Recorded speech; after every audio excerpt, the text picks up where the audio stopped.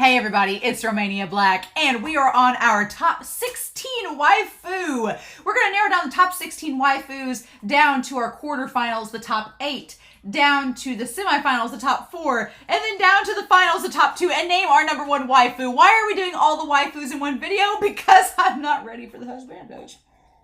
I'm not ready to dive into that minefield. So instead, I thought we'd go with the seemingly more digestible waifu bracket first. But honestly, getting into this waifu bracket, it's not any less difficult than the Husbandos.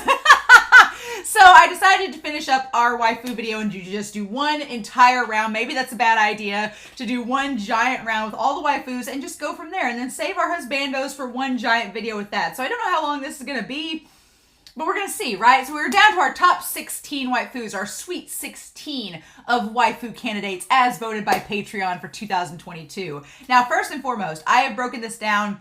We have our sweet 16 down to our quarterfinals, and then our semifinals, and then our finals. So we're narrowing down to our number 1 waifu of 2022 based off of shows and manga that I've read and watched leading up to this point in 2022. Now, obviously, I'm going to go ahead and say it before we get into the waifus and the Husbandos. There are going to be rounds in this series that are going to deal with characters that are involved in series that I have not caught up with in the manga or anime. So that is going to affect my decision because I'm only going based on what I know about these characters without being spoiled. So I am sure that there's going to be a time in this video where I say something about a character and you may be like, but Romania, in season 2, and I'll be like, I'm not at season 2 yet. Or if they're like, oh, in the manga, and I've not read the manga yet. So there will be spoilers in this video for manga and anime series based on what I have watched or read, but there will also be characters that I talk about in this bracket that I don't know the full context of. I'm just going based off of what I know. So, so that's probably going to sway it. But the thing is, there's always next year. So if your favorite doesn't make it into the finals because I don't know enough context about them, maybe by next year I will have watched more about them and we'll know more. We shall see, right? But let's get started. We're going to do our top 16, our sweet 16 of our waifus, and narrow them down. So as far as the criteria, I decided to go from general to more specific categories here. So for the Sweet 16, there are 3 criteria. We've established these are all good-looking characters and that they're all good waifu nominations. However, we'll dig a little bit deeper in this. We're going to look at the current canon and subtextual relationships specifically. We're going to be looking at the stability of their relationships as well as their ability as a partner to support each other and support themselves in the world that they live in. And then finally, it's a waifu and husbando bracket. There's got to be some fan service talked about. We've waited until this long. Sweet 16 is going to bring up some fan service. So we're going to do that. Those are our 3 criteria going into the Sweet 16, narrowing down into our quarterfinals. Yay. So with that being said, we have got a few rounds here to go through. We've got our 8 rounds. Let's do this. Round 1, Yona from Yona of the Dawn versus Violet Evergarden from Violet Evergarden. Surprisingly, these first 2 rounds of our Sweet 16 are very similar. It's kind of crazy, right? So Yona and Violet are very similar characters in terms of their relationships, their stability and support factors, and we'll get into fan service. But with Yona and Violet, both of them have very supportive and loving relationships with their male characters in the canon and subtextually. Now, for the sake of simplicity, I'm just gonna ship Yona with my main guy Hawk because I can. And we're gonna ship, obviously, Violet with Gilbert. How Gilbert didn't make the Husbando bracket is still baffling to me. 2023, get on that, because Gilbert should have been in the Husbando bracket, I'm pretty sure, but that is neither here nor there. So Violet and Yona both have very good relationships with their supportive partners. They have loving relationships. They're loyal. We can go into more detail with this as we get further into the bracket, but their relationships are very strong based on loyalty and love. And they're both pretty much canon at this point. Now, obviously, it's not been canonly confirmed that Hawk and Yona are in a relationship, but Hawk clearly loves her, so he needs to get on that too. I will get there in the manga, I'm sure. Hopefully it ends up happening. But it's clear that he likes her, right? And they both have a very strong, loyal dynamic with one another. They might as well be a couple, as far as I'm concerned. They might as well be, right? But then we look at the stability factor, and both Yona and Violet are able to hold their own. Violet and Yona both are capable of taking care of themselves as well as their partner in the current world that they live in. Obviously, Violet and Gilbert are able to take care of each other. They were on the battlefront together. And then with Hawk and Yona, they've not only been on the battlefront together, but Yona has learned to take up a sword and a bow and arrow. She can defend herself and defend Hawk as well, and has done so upon occasion, just like Violet has done so upon occasion for Gilbert. So they're both pretty equal in terms of that. And then there's fan service. Now, fan service in this bracket especially is going to be recontextualized and defined in different ways. There is the obvious fan service that we think, oh my god, it's a shirtless guy, oh that girl's showing her boobs, it's fan service. But I would argue that fan service can be different things. It can be seeing them in various outfits, seeing them doing badass things. It can be superficial and deal with their physical appearance, or it can be their actions and how epic they are. And I would say that Yona and Violet both have an advantage over a lot of candidates on this bracket in that they are able to be really epic in both of their stories and do badass things. But Yona, the one thing that skirts her out is that she does have, as far as the physical fan service goes, and it's very tastefully done. It's not like Yona is not a busty girl. She's not like a tight Kubo drawing. No, she is a very demure petite girl, but she manages to have like a beautiful like sword dancing outfit. She's able to like go undercover. She's able to like don different outfits. She does different hairstyles. Like she does lots of different things throughout the series to alter her appearance to be fan servicey in a way that is classy and not sleazy. Violet, on the other hand, most of her fan service is in her physical actions and the badassery that takes place with her character. She doesn't really physically change much except for maybe her hairstyle changes a couple times. So as far as fan service goes, both Yona and Violet are kind of in the same boat. So I am going to use Patreon for a couple of these, especially in this very first Sweet 16. But as we go deeper into the bracket and get closer to the final, I'm going to rely less on Patreon because, to be honest, I did one final poll on Patreon to see where our characters ranked. This was the ranking. I'm not necessarily going to go through it and use it, but it did come in handy with this one because Yona and Violet are so close that I decided to look and see what Patreon did. And on Patreon, they could only vote for one character. So these are just the percentage of votes you only got to vote for one person. Who was it going to be? And Yona had 21% of the votes versus Violet having 3%. So because of that, it was very close, but Yona, my girl, you are going to advance on to the quarterfinals. So next is a very odd matchup. Haruhi from Ouran High School Host Club and Maki from Jujutsu Kaisen. So Maki is a case in point of a character that once we get deeper into this bracket, she was one that as soon as I put Maki on the bracket, I was like, this is going to get hard at some point because I've only watched season 1 of Jujutsu Kaisen. I've not read the manga. So a lot of you that voted for Maki, I'm sure have read the manga.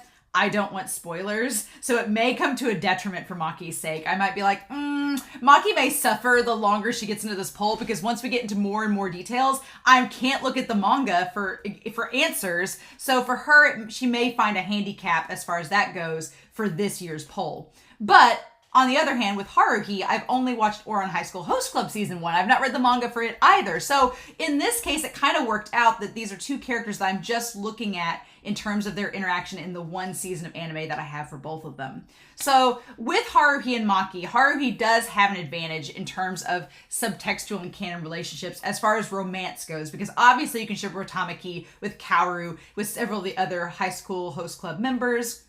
And she has a loving relationship with several characters, and she's such a compassionate person. You can argue that she has lots and lots of pros that face her in the relationship category. Maki, Jujutsu Kaisen is not a romance. It does not have many romantic elements at all. It's mainly an action shonen first and foremost. But I would argue that Maki's subtextual relationships, it's not been confirmed as canon with Nobara as well as with her sister and other characters, is very strong. She has an intense loyalty to them. Maki is able to have a fulfilling relationship with those around her. She's supportive, she's dynamic, she does well with communication, she clearly has affection for them and wants to protect them. She's just very much cares for them, much like Haruhi cares for the boys of her high school host club. So then we look at their stability and ability to support their partners. And Maki kind of has a little bit of an advantage over Haruhi in this department. You wouldn't think so, because you'd think the world of Jujutsu Kaisen is very dangerous, which it is. But Maki is so badass, she is able to just whoop butt and take names. And she also is from the Zenin family. So there's some money back there that, if need be, she could probably pull in some wealth to help out her partner if they were in a tight bind. In Haruhi's case, because I've only watched season 1 of the anime, I don't know what Haruhi ends up doing, if she ends up becoming a lawyer like her mom, or if she ends up marrying Tamaki and just relies upon him. If we were doing Tamaki in the Husbando poll, then at this point, Tamaki would kind of have an advantage because he's the breadwinner. He has the fame and fortune. But with Haruhi, we just don't know what she's going to do. So her ability to support her partner emotionally, yeah, got it. Definitely able to do that. But there are times in which Haruhi needs a lot of emotional support from the others in the series. So there's a little bit of give and take there. I love Haruhi and I love Maki, so it's really splitting hairs between these two characters. And then we get into the fan service factor. And with Maki, Jujutsu Kaisen does not deliver fan service through revealing outfits and big boobs. No. Jujutsu Kaisen deals out fan service in like a woman literally chopping a demon in half with a spear. That's fan service in Jujutsu Kaisen, and I'm 100% here for it. Maki is so badass and confident and powerful that she just exudes this just absolute intensity that is amazing. And I love Haruhi, and she does have moments where she gets to dress up and reveal more of her feminine side, and that's great. But Maki is just... she's just got that X factor that kind of puts her over the top. And if I had to turn to Patreon, girl has got 25% of the vote versus Haruhi's 2%. So it was really close. I love you, Haruhi, so much, but I have to give it to Maki to advance into the quarterfinals just because the fan service she brings, mwah, it's recontextualized modern fan service that I can get behind. I love it. So speaking of which, that leads us to the next category, which... this is surprisingly, at first glance, I was like, oh, this is an easy round. But there is an aspect of this where Kashima does kind of give Mikasa a little bit of a run for her money. So we have Mikasa from Attack on Titan versus Kashima from Nozaki-kun. And you would think Mikasa would have the clear advantage in all categories, but I would argue that as far as current canon subtextual relationships, yeah, you have Kashima, who is all about Hori-senpai, and you have Mikasa, who is all about Eren-senpai.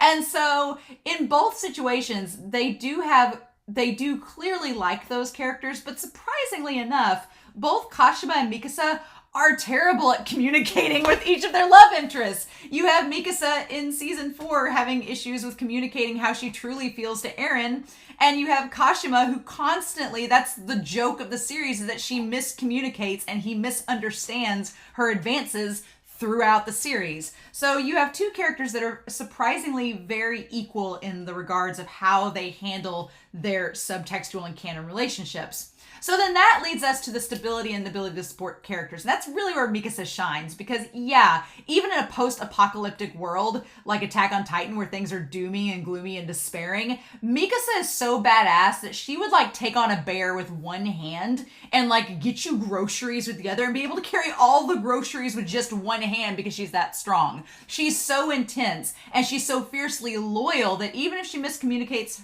during her relationships, she's still going to be there to stand by you and protect you no matter what. Kashima, I love you, girl, and you got like a harem of followers that could probably lend a hand, but Mikasa really excels in that ability to support their partner through that category. And then that kind of leads to the fan service as well. Again, much like with Maki and Nobara, we'll talk about her later, Mikasa's fan service is not in her looks, but the fact of how badass she is and how strong and powerful she is. And the girl had her own OVA. Even though Kashima and Mikasa are not technically protagonists of their series, Mikasa had her very own OVA that she starred in. Kashima did not.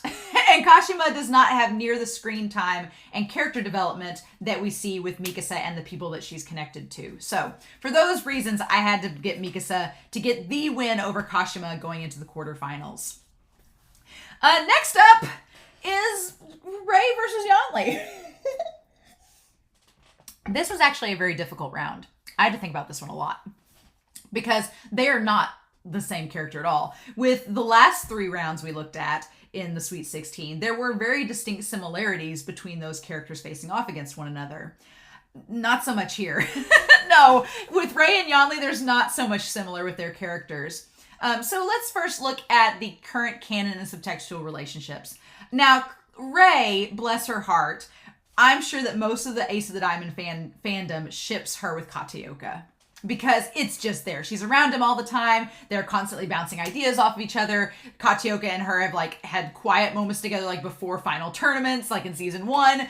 There's clearly something there. And if Terajima does not make them be a canon couple by the end of Ace of the Diamond, I will riot. I will get my pitchfork and go to Japan. So it's subtextual. It's not a canon couple. Whereas Yeonli, on the other hand, has a canon relationship with Zishuan. And even though they were kind of rocky at the beginning and didn't seem like they wanted to marry each other at all, by the end of it, they do develop a loving relationship, and they have baby Ling, and it's really cute before they die. So Yeonli kind of has the advantage over Ray in terms of that contextual and subtextual relationship, but Ray does have a strong relationship with all the male characters around her. And then we get to the stability and ability to support their partners, and both women have their own means of supporting their partner. With Yeonli, girl is the daughter of a sect leader. She is got money in the bank, and she is going to be able to support that partner just based on her family finance alone. Ray is literally the anime embodiment of Destiny's Child's Independent Woman Part 1. Like, she literally just like strolls in, high heels, skirt on, blouse, ready to take names, get recruits. Girl is a hard-working woman that is not afraid to get dirty and go in there and do the job. Like, girl can support herself and probably would be happy to be the breadwinner for anybody that she's partners with. Girl is an independent woman, and I love it. So that leads to the fan service factor. And fortunately, neither of them fall into the unfortunate category of being in terms of fan service as far as like skimpy outfits and that sort of thing goes. But Yeonli, both Yeonli and Ray are support characters in their series, but Yeonli really spends most of the time supporting others. Even when she stands up and has a badass moment, it's in service of supporting her brother Wushin. It's not really her standing up for herself necessarily in the moment. So most of her badass moments are to support her family and friends, which is great.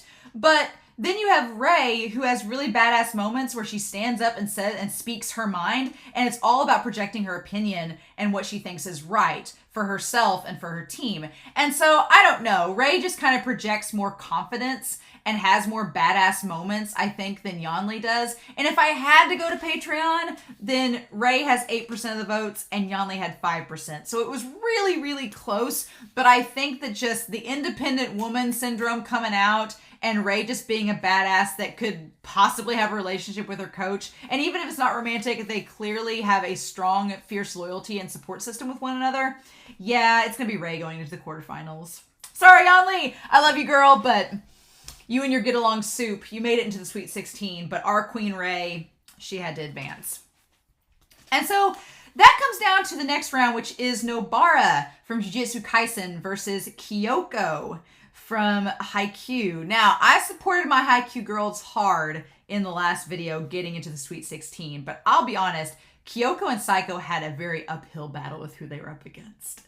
Because Nobara is kind of like Maki in a lot of sense. She is badass, loyal. What I like about Nobara's character is that she has, even though it's not canon, because like I said, Jujutsu Kaisen, there's not a lot of romance in that series at all. It's mainly just action. But Nobara has fierce relationships with both Yuji and Maki, and she has a limited amount of seats at her table, and the ones that fill those seats, she is hardcore about protecting, supporting, and being there for them. And that's pretty awesome. It may hurt her in later rounds because she has any romantic context for a waifu. But as far as being an awesome character, she's great. And then you also have Kyoko, who we could argue has a very stable relationship. Girl is married to Tanaka. So she kind of excels in that too. She has a very loyal and stable relationship with her husband. In the manga, post-canon, post-time skip in the manga, we see canon examples of her and Tanaka like supporting each other, sitting side by side, working in shops together. Like they clearly have a loving relationship. So I would say Kyoko in the first part of this round does have a slight advantage over Nobara in having a romantic canon relationship. And then we get to the stability of their relationships and their ability to support their partners. And yeah, Kyoko works in an athletic fitness store. She's able to support her partner just like he supports her. Clearly is able to. Nobara, even though the Jujutsu Kaisen world is pretty dangerous, she's badass, she's smart, she's resourceful, she has street smarts. She's still a kid, so she doesn't have a technical career yet other than being a Jujutsu sorcerer. But I have no doubt that Nobara could easily find a way to support her partner no matter what she ends up doing. And then there's the fan service factor. And honestly, I love Kyoko, but she, as far as being a side character, is just not shown enough in Haikyuu like Nobara is in Jujutsu Kaisen. Nobara is one of our main trio. She's front and center. Her fan service is, again, being badass and taking names and showing that strength and confidence that she has. And Kyoko shows strength and confidence, but it's like we get one moment, really, of Kyoko doing that when she goes and gets the tennis shoes for Shoyo at the tournament and brings them back and jumps the hurdle. That's like the one time of Kyoko that we see her really have a fan service epic moment. The rest of the time, the only other time I can think of is maybe when she jumps into the gym and Tanaka sees her for the first time and like falls instantly in love. But other than that, we just don't get a lot with Kyoko compared to how much we get with Nobara. Like episode 24 of Jujutsu Kaisen, you might as well just label that the Nobara fan service episode because the first part of it basically is. So as much as I love Kyoko, Nobara, my girl, you are going into the quarterfinals of our waifu bracket. So similarly, our girl Psycho from IQ runs into a problem with facing off with Ymir, freckled Ymir from Attack on Titan. And Ymir and Nobara are kind of similar in a way, in terms of being just badasses. But Psycho runs into the problem that she's not frequent in Haikyuu at all. She's really primarily in season 3 and in season 4. And she does appear later in the manga, but we just don't get a lot with Psycho's character. Now, as far as relationships and subtextual and contextual relationships, that's probably where Psycho gets hurt the least or gets hurt the most because it's the least we see. We don't really get a lot into Psycho's relationships too much. We have skeptical ones. There's potential relationships there, but there's just not a lot to deal with. Whereas with Ymir, it's an OTP with Historia. Like, there's so much you can build off of. There's seasons worth of their relationship developing and flourishing and the utmost trust that they have with one another and how they strove to make each other better characters through their involvement with one another and how their love like shone through even leading up to spoilers, Ymir's death. She still wrote to Historia and confessed her love to her. I mean, she pretty much won that part of this round hands down. And as far as the stability of the relationship to support their partner, yeah, Ymir lives in a much more dangerous world, but she's a Titan shifter. She can definitely take care of herself. Now, the problem with this is that Ymir's only going to be a Titan shifter for 13 years, and then she would leave Historia. So that is the sad factor, that she would only be able to support Historia for so long. But with Psycho in the manga, other than her being in the drum team, we really don't get a lot of what she does. So we don't know for sure if she would be supportive of a partner at all either. So that category is kind of left stagnant between the two of them. And as far as the fan service factor, yeah, we do get to see Psycho use the drums, which is awesome, but we just get more with Ymir. We get to see her be badass. We get to see her turn into a Titan. We get to see her have beautiful shots of her and Historia looking longingly at each other. Like, there's just much more with Ymir than there is with Psycho. And because we get that added content that adds to the other factors of this round, as far as this criteria goes, Ymir is going to go on to the quarterfinals. But Psycho and Kyoko, my girls, you made it in the Sweet 16. You represented Haikyuu well, but gotta go with Ymir and Nobara for that part of the round. And so then we're left with a very curious bracket matchup. And that is Yasano from Bungo Stray Dogs versus Sasha Browse from Attack on Titan. And you would think this is a very odd matchup. There are not a lot of similarities between Sasha and Yasano. I think of all the matchups in this bracket, this one is the most mismatched. Sasha and Yasano are just very, very different characters. So we just had to go through the bracket and look at the criteria for this round one by one. And so first we have current canon and subtextual relationships. Now, with Sasha, you would think she'd have the advantage because of Niccolo. But I would argue that Niccolo, that we find out in season 4, that relationship is based on what we know after, spoilers, Sasha has died. So we only get the story from Niccolo's perspective. We can guess that they were in a relationship. We can guess that they love each other, but we never have a canon contextual confirmation of it. And the problem is we don't ever see them really interact with one another other than when they first meet. That's the only time we really see them interacting. The rest of the time is just what Niccolo has told us or what we've heard from other characters. So it kind of is a detriment to Sasha that we don't see her involved in this romantic relationship. Now, she has a great relationship with other characters around her, like Connie and Jean and Mikasa. She has a great relationship with them as well. But Yasano has the same thing with her characters too. So Yasano, especially with Dappo and Rampo, we see Yasano interact with those two characters specifically. We see her being compassionate and trying to help Rampo out. We see her trying to get Dappo to go drinking with her. We see her try to make advances with both of those characters, whether or not they're romantic. But we see those interactions on a much better scale, I feel, than we do with Sasha. And so that leads to the stability of an ability to support their partner. Now, you would say that Sasha would have it rough because she lives in the world of Attack on Titan, but her family raises a bunch of horses and are probably getting a lot of money from Historia and the government. So I'm not saying the Brouses are actually like the Beverly Hillbillies and are actually swimming in Texas gold, but I'm saying that Sasha's family are like the Beverly Hillbillies of Attack on Titan, and they're actually loaded. So those horses don't come cheap, and Mr. Browse has a family to feed. So you know Sasha would be totally invited to take some of that and support their partner as well. She'd be like, come work on the ranch. Stay with the horses. Niccolo, cook for the family. She'd be able to support her partner and would be able to defend her partner. She knows how to use a bow, knows how to use a gun. Girl is set to protect you and support you. Yasano is a doctor. And is able to support her partner as well. Has the ability to heal you no matter what. So, has the ability to heal you. She just has to hurt you first to heal you again. But again, Yasano is able to support her partner as well, just like Sasha is.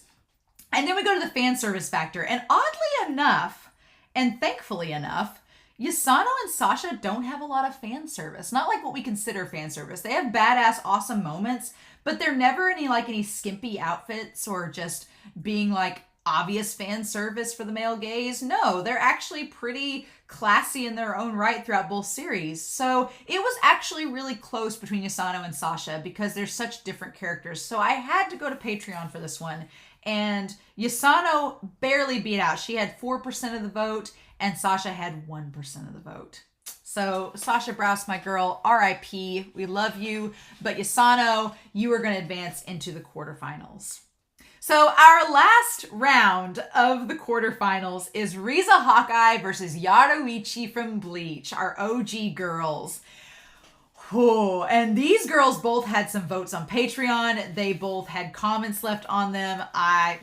Let's look at, there are a few categories where one excels over the other, and then we'll see how it all plays out. But let's first look at the current canon and subtextual relationships. Riza Hawkeye and Roy Mustang, need we say more? They're basically, for a lot of people in OTP, their relationship is built on trust. Riza's ability to just handle Roy Mustang. Like, being in a relationship with Roy Mustang, girl can play with fire and not get burned. Like, that's just how good she is. She's able to handle whatever he dishes out, dish it back if it's needed, but also is able to be compassionate around him and care about him deeply. Yoruichi, we don't get a canon relationship established, but it is subtextual with Urahara and Soifan. So with those relationships, a lot of it is built more on like the sarcastic banter and teasing between those characters. But at its core, you know that Yoruichi cares about them deeply and would do anything to protect them. So Riza has a little bit of an advantage because it is a canon romantic relationship with Roy Mustang over Yoruichi, but both of them are able to handle those relationships and be extremely loyal and supportive.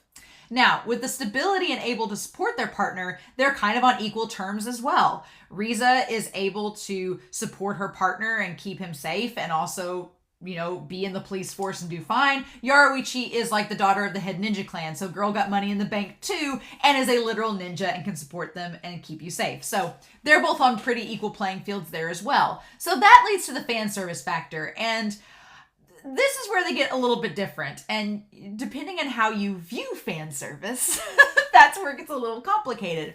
Because Riza does not have like the fan service like what we normally think of when we think of fan service. Like, she's epic badass. She has her hair down a few times, firing that gun, like being supportive and awesome. Yoruichi is a tight Kubo creation. So girl is busty in revealing outfits nonstop. Juna's busting out all over. She is the definition of fan service in so many aspects of Bleach. And so it's really hard because you have these two female characters who are equally able to support their partners and keep them safe. You have Yoruichi, who is clearly excelling in the fan service, if that's the type of fan service you would argue she excels in. And then you have Riza, who has the more stable romantic relationship. So for the last time, I had to go to Patreon, and Riza Hawkeye did have 14% of the vote. Yoruichi had 1%. So our girl Riza, she is advancing on to the quarterfinals. So yeah, that only took me 30 minutes. It's fine. Now we're going to get into the quarterfinals. Y'all should have seen Whiteboard Coon coming out at this point. This is Whiteboard Coon, who has come out for the quarterfinals, semifinals, and finals of our Waifu Bracket. Will probably be out in the Husbando Bracket because I was going to need Whiteboard Coon to help me break these last 3 rounds down, because we've got some fierce competition. We are down to the top 8 in our quarterfinals. Our top 8, and I'm going to need this to help break this down, because for the quarterfinals, we are looking at a few different things. I decided to break this down and to look at the current bonds of our characters and who they are romantically involved with. So we're looking at the strong emotional connections that our characters have with those they are romantically involved with. The physical affection. Do they show physical affection? Do they respect the emotional, sexual, and physical boundaries of those characters? And do they exhibit unwavering commitment? You know, like a good waifu should. A good waifu should show a strong emotional connection, show physical affection, be respectful of their partners, and also show unwavering commitment. So let's see. Let's break these 8 down and see where we're going to go to. And I've dreaded this round since this bracket started, because as I was going through here, as I was looking at this bracket, I was saying, okay, who could possibly face up against one another? And the further we got down, I went, if we get to this point, it's gonna get rough. And here we are in the quarterfinal. We have Yona from Yona of the Dawn, our 1 seed, versus Maki from Jujutsu Kaisen, our 2nd seed. Oof. Oof. Yep. So remember when I said that that Maki may have a little bit of a handicap in this year's bracket? Yep, she does, because I've only watched season 1 of Jujutsu Kaisen. I have not read the manga. I know nothing about the manga. I don't want to know, because I'm going to watch season 2 when it comes out this winter. So next year in the bracket, Maki, I will probably be looking at through a whole new set of eyes, but we can only go with what we know about Maki from season 1. And with Yona of the Dawn, I've currently read up to volume 19 of the manga. I've watched the entire season. I'm up to volume 19. So I can only go up to what I know about volume 19 of Yona of the Dawn and what we've seen so far. I'm sure by next year, this will totally be different. But it's funny because upon the initial voting, Yona was our 1 seed and Maki was our 2nd seed. And then when we did the follow-up poll, we had 111 votes and Maki had like 4 points over Yona. So they're pretty much at a standstill at this point. I am not going to use Patreon to rule this one out because they pretty much are even footing there. If you go by who had the most votes, whatevs. But instead, I want to look specifically at those relationships. So again, if we're going to tie Yona and Maki, let's look at Hawk as an example, and let's look at Nobara as an example of a romantic love interest and go from there. So as far as showing an emotional connection, if you've not read Yona of the Dawn or watched that series, Yona and Hawk are like on a spiritual wavelength. Like they have an intense emotional connection. They are childhood friends. They are childhood friends who have grown up together, who have been through thick and thin together throughout the anime and into the manga. They get even closer. They have an intense emotional connection, and they bond over a character that has betrayed both of them. So they have an intense emotional connection based off of that. Maki and Nobara do have an emotional connection, but they're still just getting to know each other in season 1. They have an emotional connection because they're both at the same jiu-jitsu school and they both want to protect one another, but they're just getting to know each other. They've not been childhood friends. They haven't known each other all their lives. It's like a budding relationship. Whereas Yona and Hawk have known each other since they were kids and have had a lot more time to build up that relationship. So as far as that goes, I think Yona has the advantage in terms of the emotional connection. Then we have the display of physical affection. Now, when we get over to Nobara, her side will definitely benefit more with the physical affection because I think Nobara's a little more flirty with Maki. But Maki just doesn't show as much physical affection towards any of the characters. She's got another agenda. Girl's trying to become leader of the Zenin clan. She ain't got time for that.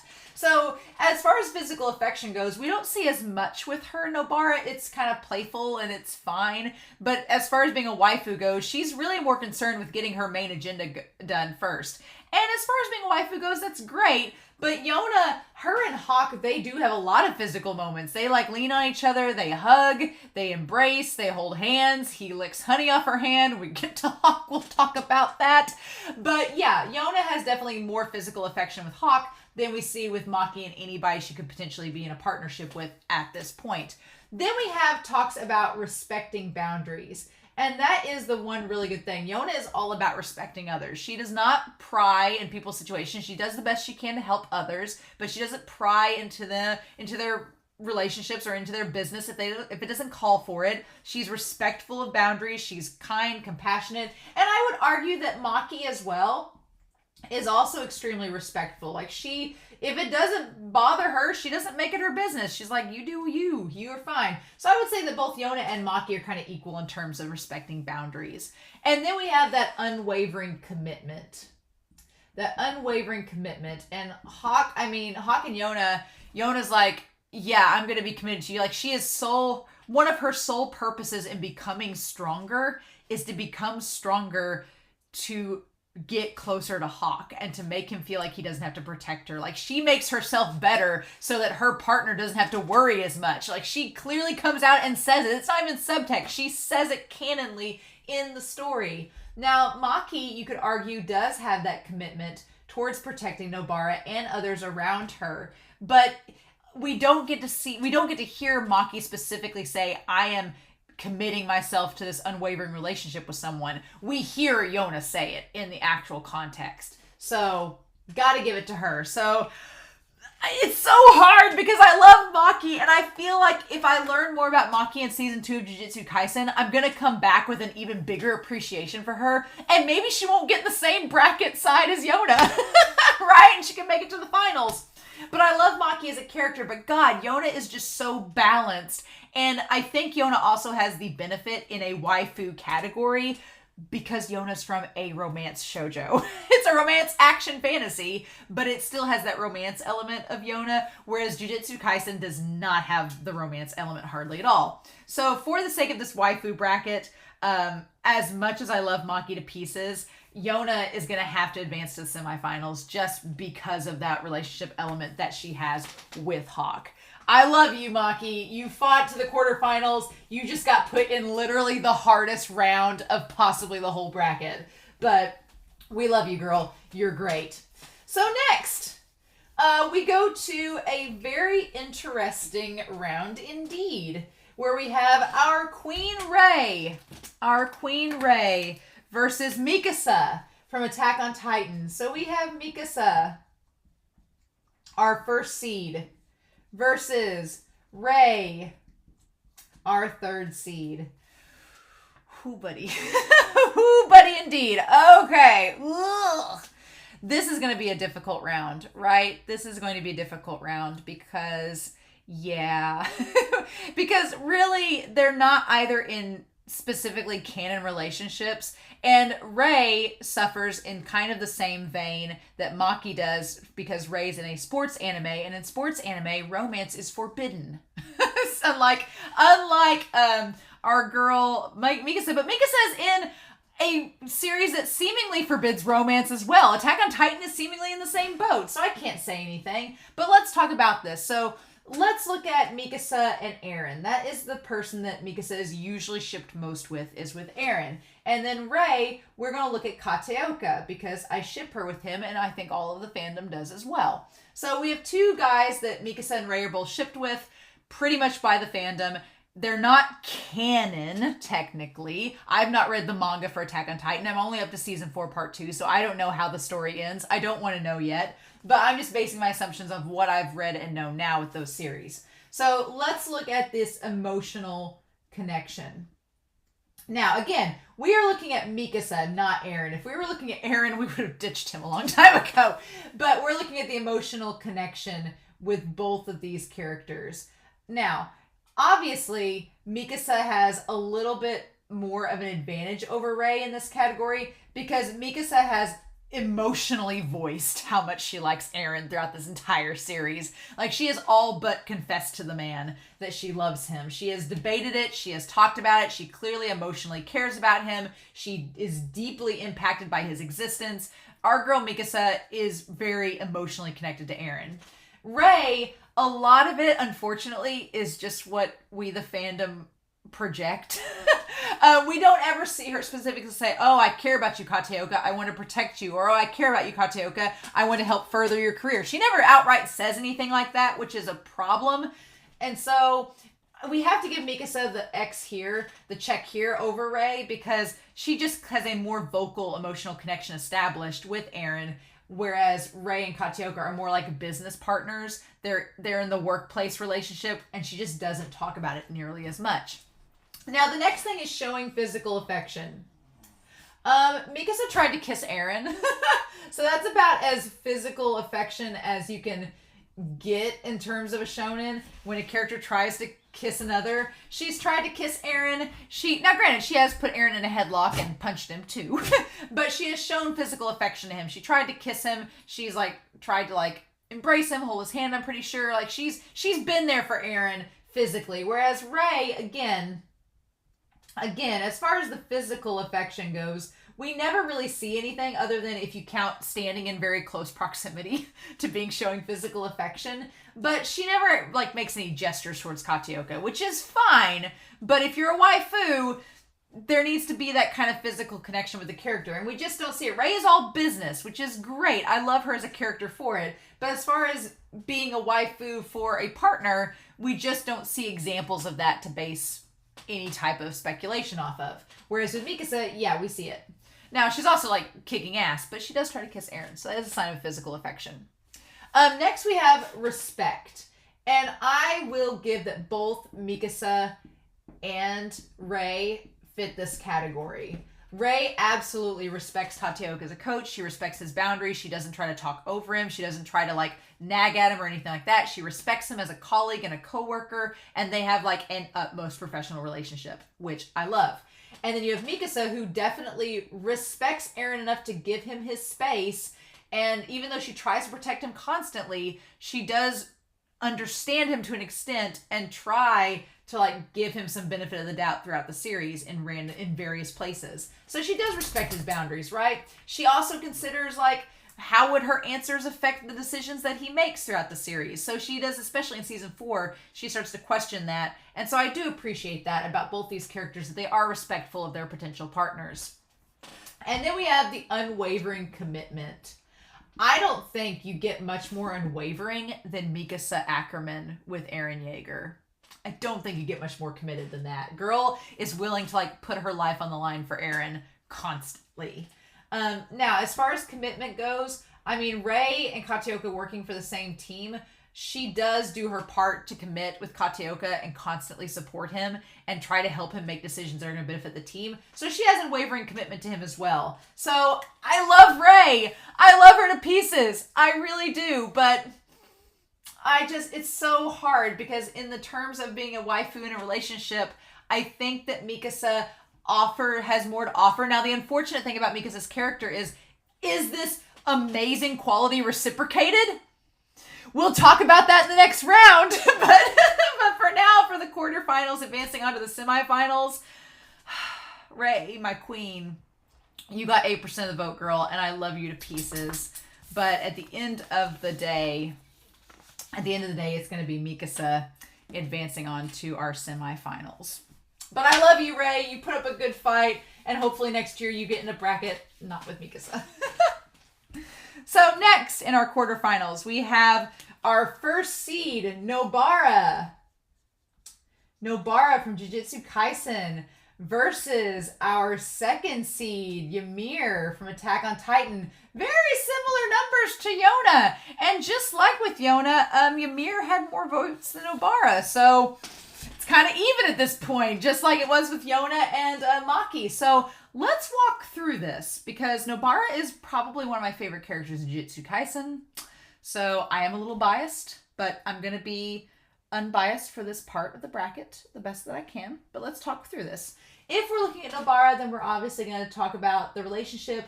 I will put a little side note here. With Maki, really Nobara is the only person I think most people ship with Maki. But with Nobara, it could be Maki or it could be Yuji. We'll just do both to be fair. And with Ymir, it's Historia. Like, no question. It's Historia. So, let's look at this. Emotional connection. All right. Obviously, Nobara has a great emotional connection with Maki. With Yuji, it's more like banter, fun, friend time. But they do have an emotional connection that is developed over the course of the season. Now, with Ymir and Historia, though, their emotional connection is insanely intense. The two of them are constantly attached at the hip. They are constantly giving each other advice and trying to better themselves emotionally and making themselves stronger people. I would say that Ymir has the advantage over Nobara in terms of emotional connections, because that's kind of the basis of Ymir's entire relationship with Historia, is on their emotional connection with one another and how they love each other despite the circumstances that they are surrounded by. Nobara, again, Jujutsu Kaisen suffers from the fact that it is not a romance, but then neither is Attack on Titan. So we can't use that excuse that one's a shoujo and one's not. They're both action-oriented series. We just definitely get more romance with Ymir and Historia and more of an emotional connection than we do in Nobara and Maki and Yuji. Now, physical affection, I do believe that Nobara does have this. She has this with both Maki. She's constantly like bumping her hips and being all around her, and she constantly is slapping Yuji. But she does have physical affection for both characters. However, Nobara can show physical affection. She does physically like flirt with especially Maki throughout the series, but you gotta give it to Ymir as well, because girl is all up on Historia 24/7. Attack on Titan Junior High, girl's hanging off of Historia every 5 seconds. But even in the actual canon series, she is constantly around her. She is constantly like in Historia's arms at one point, right? She shows physical affection to Historia, like grabbing her hands, like doing embracing, things like that. Like Ymir shows physical affection in a similar vein as Nobara. So then we go to respect and boundaries. And I would say that both characters also meet this criteria. You have Nobara, who definitely respects boundaries. She doesn't get in Yuji's space. She doesn't get in Maki's space. She respects them enough to let them make their own decisions. And with Ymir, it's kind of the same thing. She respects Historia as a person, and neither character ever tries to push their love interest or potential partner to doing something they don't want to. They're constantly trying to make them better people and trying to be respectful towards them than pushing them into a relationship or into something else. So they both meet that criteria pretty single-handedly. And then that leads the unwavering commitment. Yeah, they both are committed. And that's where it gets difficult, right? They both are extremely committed, because you have Nobara, who is committed in terms of making sure that they're kept safe. She gives the whole spiel about Yuji being at the table, and those that are sitting close to the table with her are ones that she wants to keep safe and protect. She makes that whole spiel. And then Ymir has time and time again told Bertolt, told Reiner, told Historia herself that she is committed and wants to be in a relationship and wants to protect and care for her. And that, honestly, in our waifu category, as much as I love Nobara, at this point in season 1, we just haven't seen Nobara. Nobara has had a strong connection with the character she cares about in terms of protecting them, but we haven't exactly other than the conversation in episode 24 about diving deeper and about keeping people close to you at the table. Other than that conversation with Yuji and her talking back in episode 3 about the friend that she wanted to like reconnect with, other than those two conversations, we don't really see enough of Nobara at this point talking about those deep emotional connections and delving deeper into those relationships. We've not seen it yet. Again, once I see season 2, I may totally change my mind and I may regret my decisions. I'm already regretting Husbando bracket decisions. We'll talk about that in the next video. But I have to go with what I know now with these series. And Ymir has confessed her love. She has that emotional connection. She has all but married Historia, and if she hadn't died, she probably would have. And so those categories, she meets all the criteria for a waifu in this sense, in that she is able to have all of those connections and affection and everything tied into that romantic interest. So as much as I love Nobara and Maki, I hate it. But as much as I love it, based on these criteria that I decided for the quarterfinals, I have to give it to Ymir. Ymir is making it on to the semifinals. And she actually, in this poll coming up, actually had more points coming into it. So we had our second seed beat out our first seed. How about that? So next up, we have our final for the quarterfinals. We have Yasano from Bungo Stray Dogs versus Riza Hawkeye from Full Metal Alchemist. Yeah. Yeah. You all know where this is going. I'm sure you all know where this is going if you watched Full Metal Alchemist. Yep. So let's be fair and walk through this, okay? So as far as, let's just say, I'm going to put Rampo for Yasano. I'm going to put Rampo and Dapo for Yasano because they're the two people I think a lot ship her with. And with Riza, obviously, it's Roy Mustang. All right. As far as emotional connections go, as far as emotional connections are concerned, I mean, with Roy Mustang, Riza has worked with him for so long over the years. They've developed like almost like a we finish each other's sandwiches sort of thing, where they just instantly know each other's emotional systems, and they're able to communicate with each other on such a level that I just don't think Yasano quite has with Rampo and Dapo. She can communicate well with Rampo and Dapo, and she cares about them, but the emotional connection is definitely Riza's win in this one. She just has an intense emotional connection. Now, if we go to physical affection, I would argue that Yasano just doesn't... Physical affection's hard with Yasano because you could argue she has physical affection with a lot of characters because she has to hack them up to heal them. So you could argue Yasano has a lot of physical affection, and she does interact with, to be fair, she does like is there to be supportive, and she does kind of like try to get Dapo drunk with her all the time. So there's this kind of there. But Riza, I mean, all the scenes with her and Hawkeye, and like after he becomes blind, everything, it's just like, it's just there, right? She has definitely some physical affection moments over Yasano. And then I will say that as far as respecting boundaries, both characters do a phenomenal job with this. Riza, obviously, she is able to keep Roy Mustang in check, but she respects him and respects his intelligence. And then Yasano, even though there are moments where Dapo and Rampo say things that are frustrating, she respects them. Like, for example, with Rampo, whenever he's ignoring the fact that he doesn't actually have an ability, she doesn't say that he's wrong. She doesn't say that he's dumb. She respects him and is like, oh, okay, that's what you think. Cool, let's work around it then. She's extremely respectful, especially when it comes to like season 3 of the series. Like, she's very respectful of his boundaries. She's very respectful of her colleagues and their intelligence, and so is Riza. So both of them kind of have that going for them. And then obviously the unwavering commitment. And I would say that Yasano also has this as well. She has an unwavering commitment towards Rampo and Dapo to help keep them safe and achieve the missions. But so does Riza, and then some. Like, it's like such a great supportive relationship, right?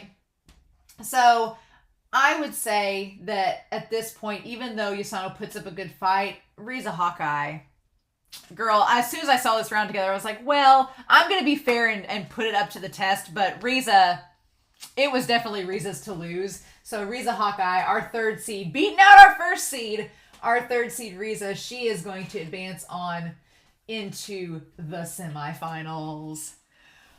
Oh, buddy, it's all uphill from here. Okay, friends, we are down to the semifinals. We're gonna get down to our final 4, yeah, of our waifus. And now things get fun because I went to Psych Central. I was trying to be like, okay, I need to waifus, partners. We know that they are good listeners. We know they're good communicators, and that they show obviously connections to their partners. But let's get into a little bit what really makes a good partner. And so I went to several different sites, and I tried to find one that had a good, nice, not getting too specific, but not being too broad either. And Psych Central had 5 things that make a great partner. And I really liked PsychCentral.com's explanation for that. So that's what I went with. Now, obviously, there's only 3 up here because 2 of them we've already talked about in the bracket, and that's being a good listener and a good communicator. We've already established those. At this point, the final 4 we've got, they're accomplishing that to a great degree. So that leaves these last 3 categories, which surprisingly did help decide the final 2 pretty handedly. So let's look at that. So very first, a good partner needs to love themselves first. And that seems rather selfish, but Psych Central explained that, quote unquote, couples often come into my office with the misconception that you should put your partner's needs before your own. The problem is that people will give until they have nothing left. This is not only depleting for partners, but it also leads to resentment, hostility, and disconnection.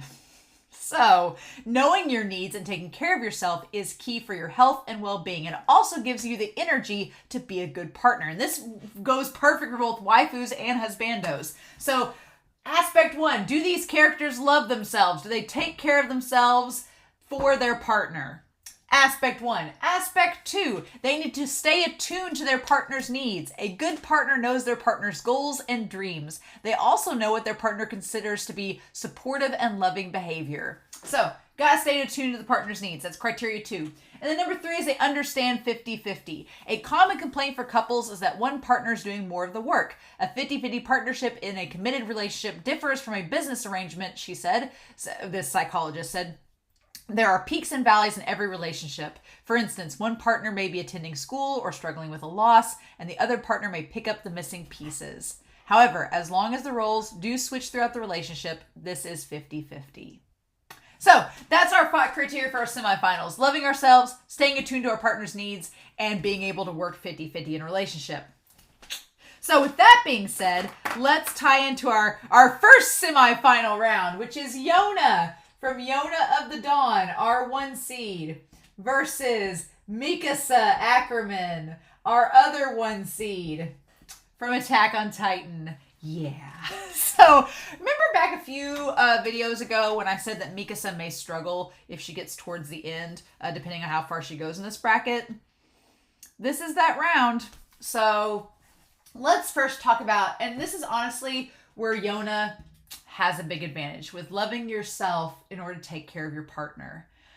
Will Mikasa get there, and is she getting there? Yes. But as far as up to season 4 part 2 goes, which is where I'm at, and up to volume 19 of Yona of the Dawn, which is where I'm at, Yona and Mikasa are on very different wavelengths.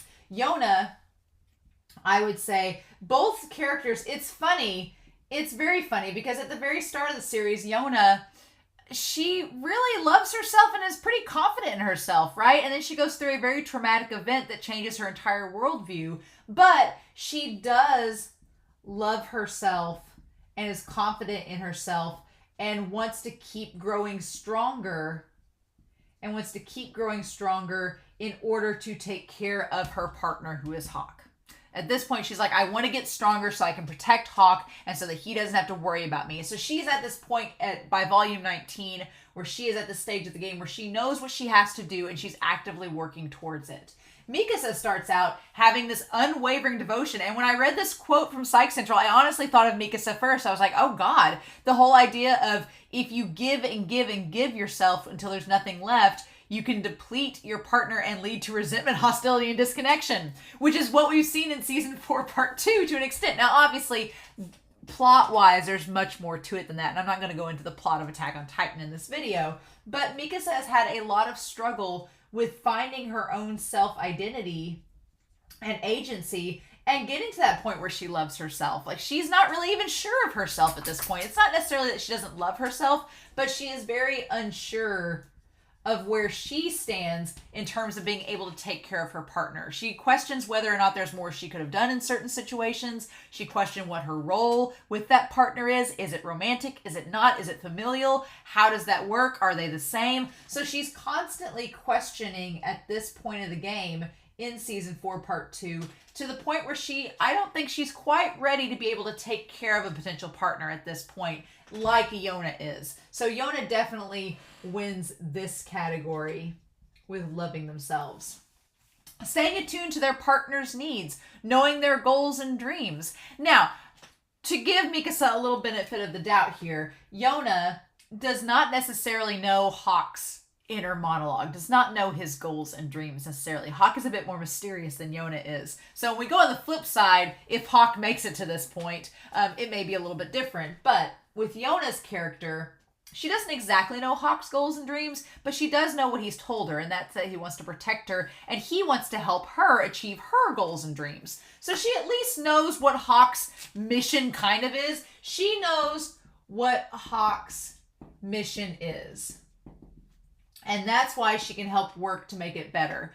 Mikasa admits in the last episode of season 4, part 2, that she may not have known exactly everything about Eren that she thought she knew from the start. And that she's actually been questioning most of this season. She does not know Eren's goals and dreams.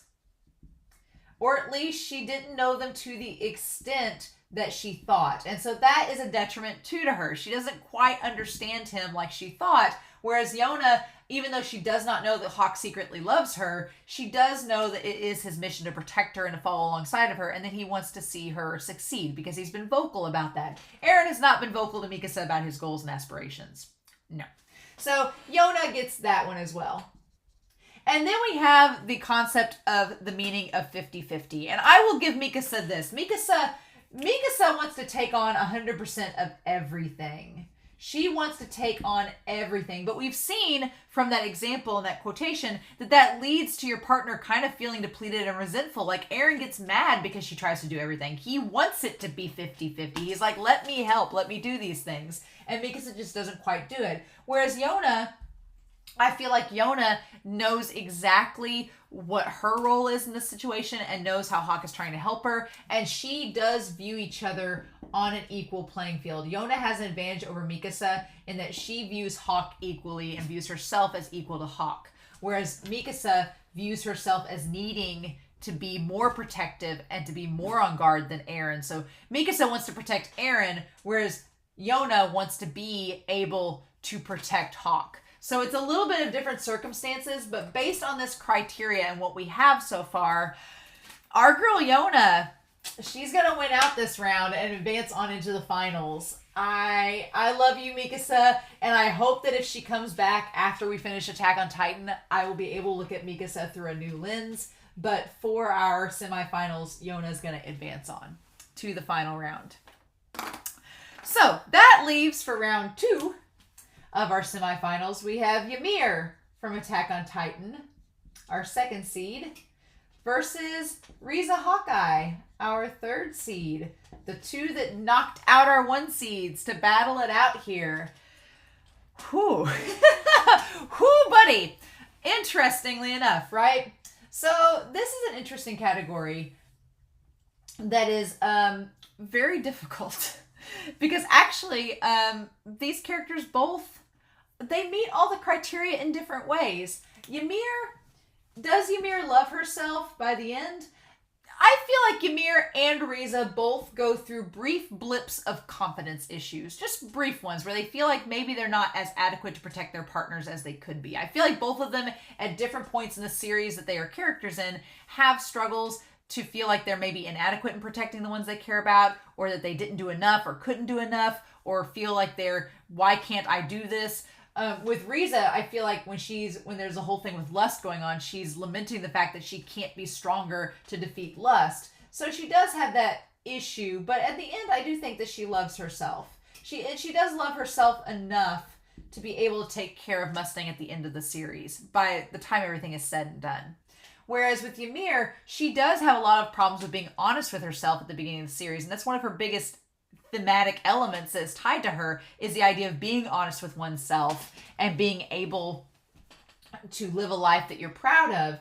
But by the end of her life, I do feel like she does love herself enough to be able to take care of Historia to an extent. Now, the problem is that Ymir does end up sacrificing herself essentially to save Historia.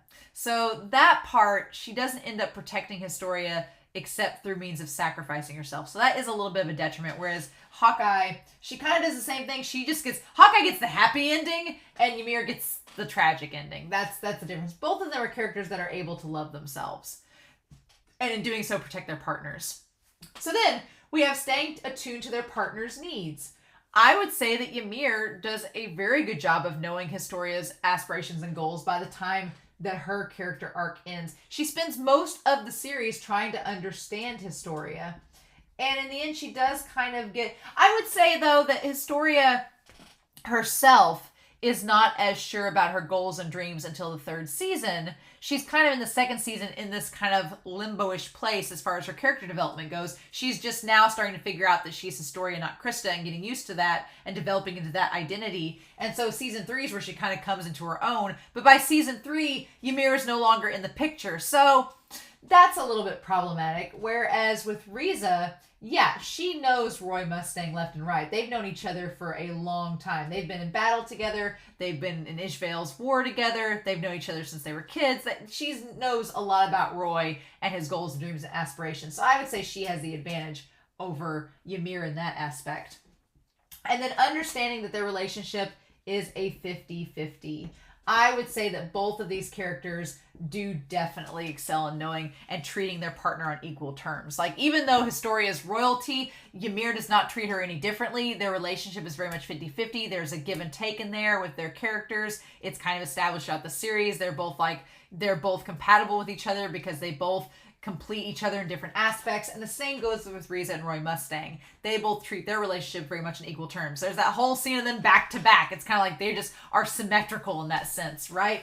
So I would say that Riza has a little bit more of an advantage over Ymir in terms of staying attuned to the partner's needs. But just to be safe, we did go to Patreon to double check.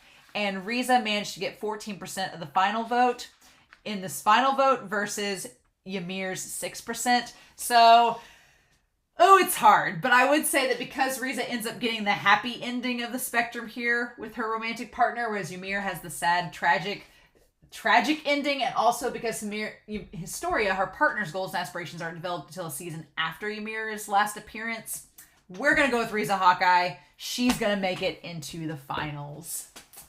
Yeah. So, we have in our final round of our 2022 Waifu nominees and bracket, we have Yona of the Dawn versus Riza Hawkeye. Yes, ma'am. Yona versus Riza. Holy cow. 2 awesome female characters that are very deserving of this final spot. our 1 seed. Actually, the 1 seed in the entire bracket from the start. Yona, in the second round, Maki took 25% and Yona took 21%. Again, I think part of that is because people have read the manga with Maki that I don't know about yet, but I can't say that for sure. I'm assuming that. But at the very beginning, when we first started this, Yona had the most votes going into this whole thing, and she's come out here against our OG Riza. So for the finals, I really just had an overall combination of all of these attributes. And honestly, Riza and Yona are wonderful characters that have great relationships. Again, if we're gonna use Hawk as an example, and if we're gonna use Roy Mustang as an example, both characters clearly show intense affection for the people that they care about. They're both badass. They're both able to support their partners. They're both able to come together and do what needs to be done for the sake of the storyline. They're both wonderful, genuine characters who have strong compassion, unwavering commitment, are good listeners, good communicators, and are able to get the job done. So it makes it really hard, right? Makes it really hard. And obviously, if I was going by the votes on Patreon, Yona would be our winner. However, I do want to argue that there is a reason why Yona is going to be our top waifu of 2022.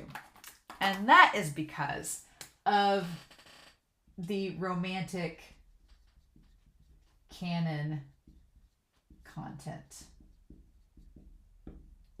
She is our waifu, right? And our waifu, I believe, any waifu and husbando deserves to have some romance in their life. They deserve to have some love and affection canonically shown. And as much as we, the fandom, and I am with you all, I am a huge Roy Mustang, Riza Hawkeye shipper. When I was watching Full Metal Alchemist, they were my #1 pair. I was all for them. I liked them more than Winry and Edward. I was like, no, it's Riza Hawkeye and Roy Mustang. But I will concede that there is not any official canon romantic moments between Riza and Roy, unfortunately. There's lots of subtext. There's lots of moments in the manga and the anime that you could argue, oh yeah, that could be romantic. But a lot of it is just them supporting each other unwaveringly, total commitment-wise, but not exactly romantic physical affection. Whereas Yona and Hawk, as far as romantic content goes, they are hugging, they are holding hands, they are talking about goals and aspirations under the stars. Hawk is licking honey off her hands. It's just, again, we'll get to that in the Husbando bracket, but there is actual romantic content, and you get inner monologues with Yona talking about, at this point, I've only read up to volume 19, but at this point, there is canon content of Yona talking about her attraction to Hawk and trying to process her feelings that we don't get from Riza and Roy. It's fanon, it's suggested, we can see the writing on the wall, but you can see the writing on the wall with Yona and Hawk, and it's getting explored in that series where it's not here. So for our waifu category, like I said, a waifu deserves to be loved. They deserve to have that canon content that is romantic, and we get that with Yona and Hawk. So our 2022 waifu of the year is Yona from Yona of the Dawn. Did I make this entire video just as a plug for you all to go read and watch Yona of the Dawn? Maybe. Because you all should. It's so good. It's an amazing series. If you've not read Yona of the Dawn, the manga, you should. If you've not watched the manga, the anime, you should. It's great. It's got action. It's wonderful. It has one of the best OTPs that I've got in the whole series. It's great. It's a good time. Yes.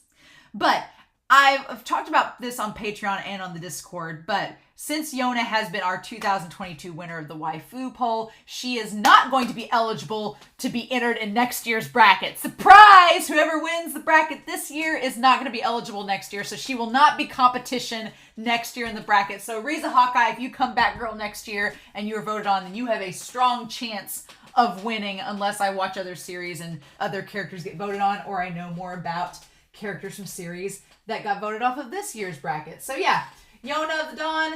Yona is our winner this year for our waifu poll.